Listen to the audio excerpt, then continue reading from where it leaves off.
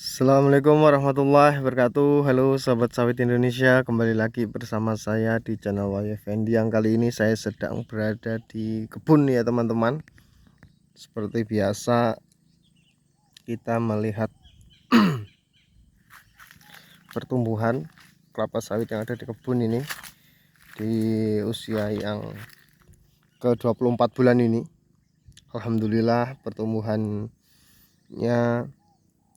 sudah mulai kelihatan ya teman-teman, ini di usia ke 24 bulan ini. Dan nanti kita akan optimalkan kembali untuk melakukan perawatan.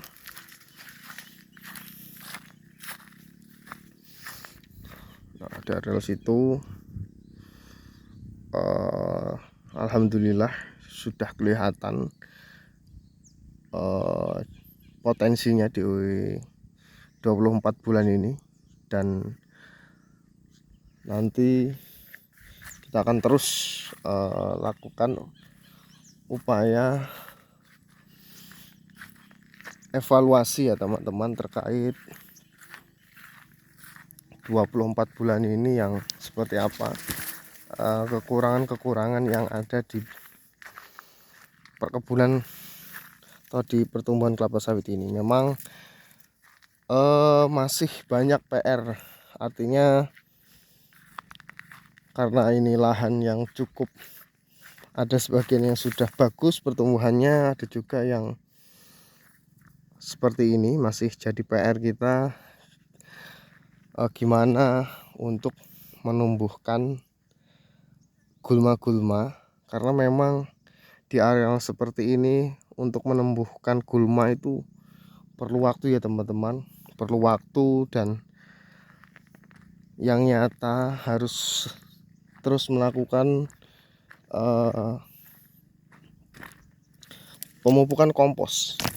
Beda jika kita bandingkan dengan yang di sana sama yang di sini, jauh sekali bedanya. Tapi tidak apa-apa, karena memang resiko jikalau kita membeli lahan eks tambang seperti ini. Jadi sudah kita pikirkan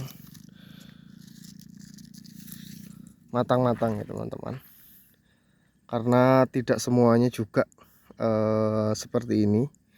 Tapi di areal sana itu juga sudah, atau areal samping-samping di daerah areal sini itu juga sudah cukup bagus. Tapi memang beda sekali dengan areal sana.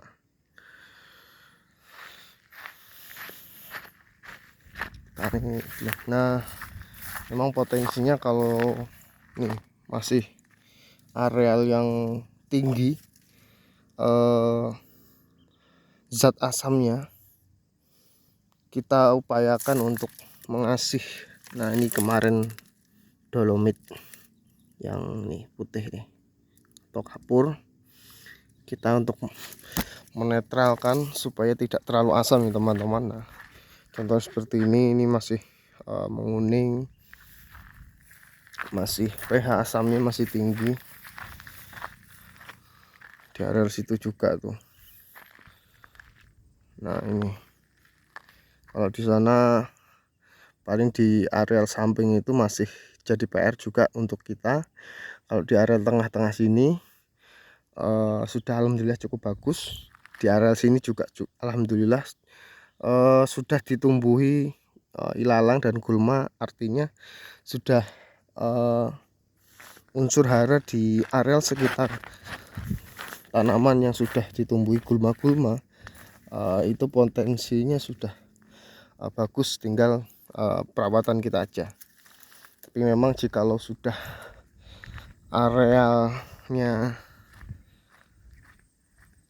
nah seperti ini jadi PR berat buat kita ya teman-teman, karena di samping kita merawat pertumbuhan kelapa sawit, juga kita harus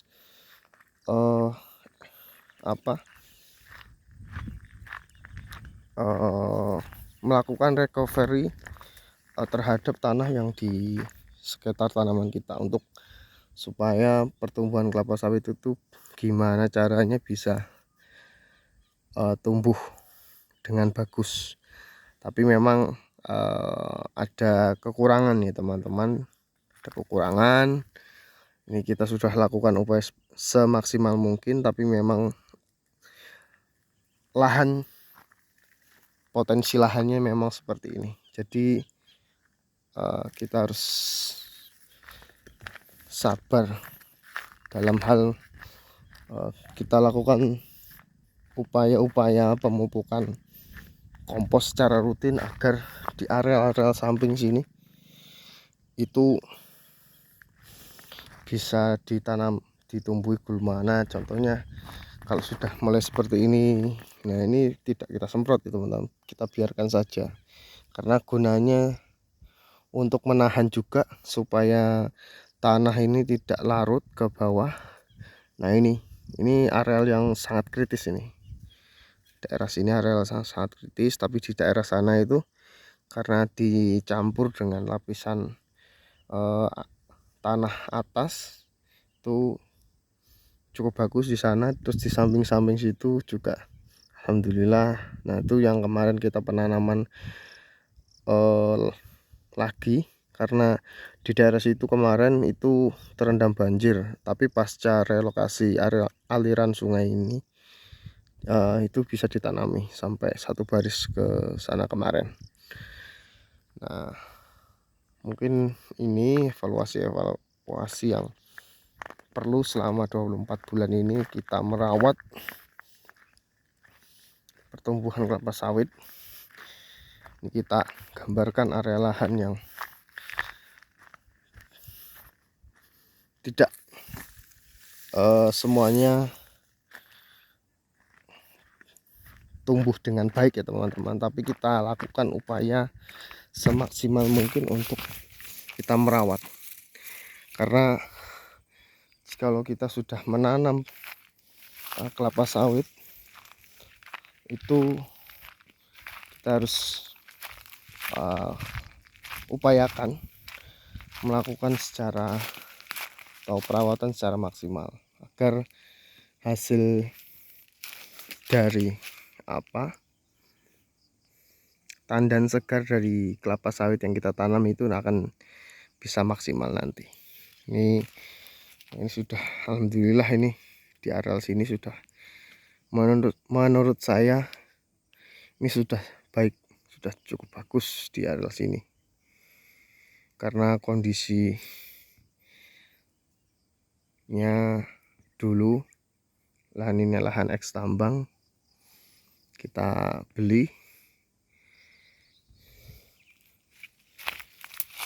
kita tanami sawit untuk kedepannya teman-teman, untuk investasi ke depan. Tapi memang ini dulu kita langsung sekaligus kita melakukan penanaman dari beberapa hektar. Menurut saran saya, jikalau budget teman-teman minim, baik dilakukan jikalau punya kebun cukup luas atau berapa hektar, itu dilakukan, jangan langsung sekaligus tanam semua ya teman-teman. Paling enggak kita mencicil, atau misalkan tanam 2 hektar dulu, habis itu 2 hektarnya nanti. Karena kenapa? Contohnya seperti saya ini, kita lakukan langsung berapa hektar kita beli, langsung kita tanami semua, karena budget juga minim, pusing juga ya teman-teman merawat kalau tidak budget kita longgar. Karena per hektarnya juga untuk perawatan itu kelihatan sekali. Kalau di usia 20 4 bulan ini, kalau cuma 2 hektar itu kan, atau 1 hektar itu perkiraan 130 sampai 140 untuk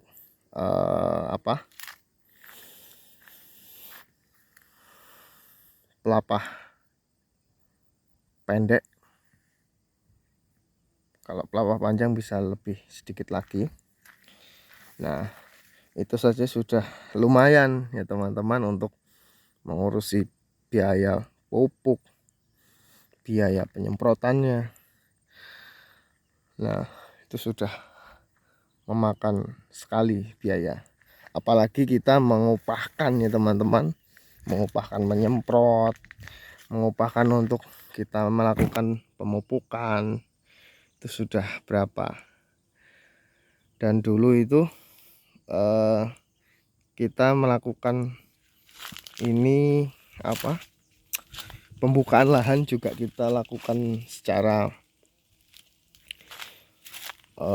mandiri ya teman-teman. Artinya kita buka lahan sendiri ini. Jujur saja dulu itu kita buka lahan sendiri, kita apalagi ditambah itu kita mengupahkan, misalkan sewa alat untuk per hari ini bisa berapa, 1 jamnya sudah kelihatan. Dalam per hektar atau untuk membuka lahan beberapa hektar itu saja sudah hitung sendirilah. Pasti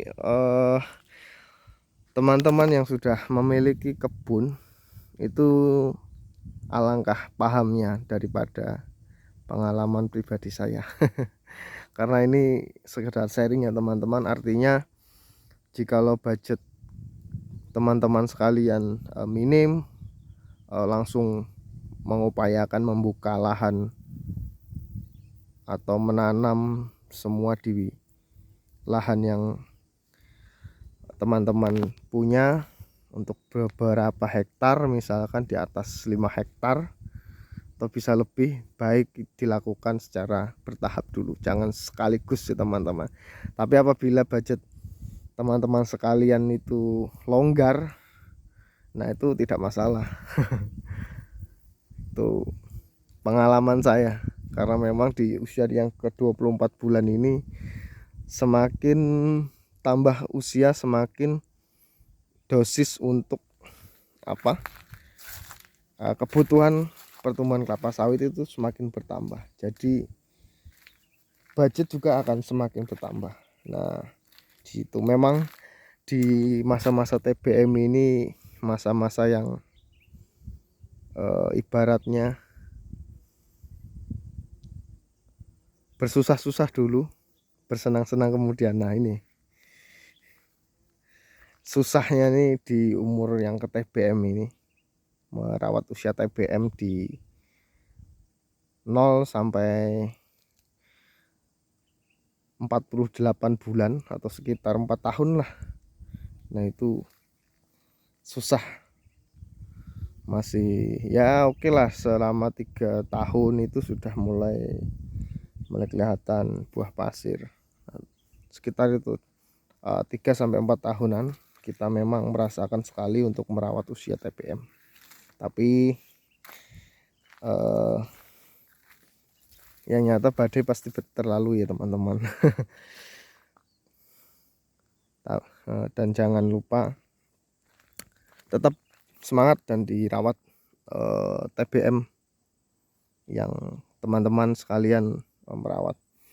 Jangan sampai tidak dirawat ya teman-teman, karena yang nyata nanti akan rugi untuk kita, untuk tanaman juga tidak tumbuh secara maksimal. Nah, itu bisa merugi. Oke, mungkin itu dulu ya teman-teman aktivitas saya di perkebunan kali ini. Bisa dilihat tadi seperti apa. Memang ada evaluasi yang perlu saya cermati, dan saya upayakan lagi untuk perawatan yang secara maksimal. Ada beberapa hal yang mungkin dari pengalaman saya ini merawat kebun selama penanaman sampai di usia yang ke-24 bulan ini ada yang mungkin saya perlu bagikan ke teman-teman sekalian. Ya seperti ini, kita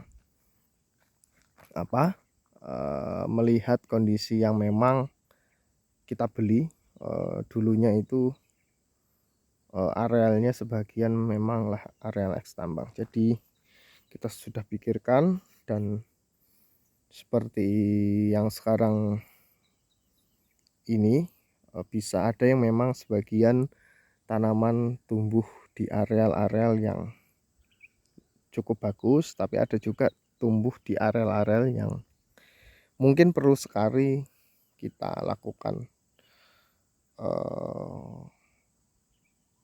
seperti apa caranya untuk bisa memaksimalkan atau memulihkan areal-areal yang lahan yang terdegradasi secara marginal. Oke, mungkin itu dulu ya teman-teman. Saya ucapkan terima kasih, dan jangan lupa di like dan di subscribe. Apabila teman-teman sekalian ada pengalaman terkait di bidang perkebunan kelapa sawit, bisa saja di komen langsung teman-teman. Assalamualaikum warahmatullahi wabarakatuh.